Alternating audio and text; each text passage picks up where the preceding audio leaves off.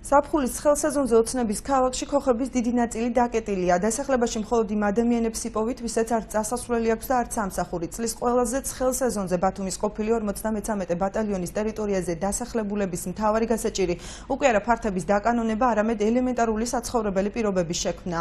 ამბობენ, რომ ანტისანიტარიის გამო ტერიტორიაზე ქვეწარმავლები, მწერები და რწყილები მომრავლდნენ. პრობლემასთან გამკლავება კი წყვილშვილიან ოჯახებს უჭირთ. პრობლემას ქმნის უწყლობაც. იმის გამო, რომ დღის განმავლობაში წყლით სარგებლობა მხოლოდ რამდენიმე საათით შეუძლიათ, რიგების გამო ბანაობას კვირაში მხოლოდ ერთხელ ახერხებენ. რა პირობებში ცხოვრობენ ოცნების ქალაქში ვრცლად დღის მთავარ გამოშვებაში კი ამბობთ. კანალიზაცია ჩვენ არ გვაქვს, წყალი ჩვენ არ გვაქვს და საერთოდ არა ადამიანური ცხოვრება გვაქვს.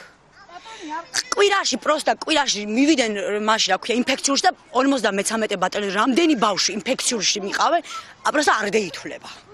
აქ არის გაუსაზლისი პირობები. მწერები, გველები, ლოგინში იკმინება მიგანი, რა ქვია, წყილები. ჩვენ ტანს ვიბანთ კვირაში ერთხელ. 2 საათი წყალია და 500 ადამიანი წყალზე მიდის. ესაა ცხოვრება? ტუალეტები უკვე აისო. რაც გაკეთდა.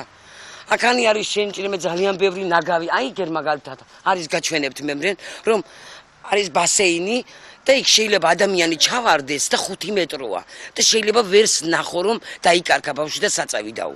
ვერ ნახო. და იქანი არის ნაგავი. მე ბუზებით სავსეა. დილით ადრე რომ გავიღვიძებთ, ფანჯრის გაღების მაგრად უნდა დავხუროთ, რომ შარდის და საშინელის სუნი მოდის ოჯახში.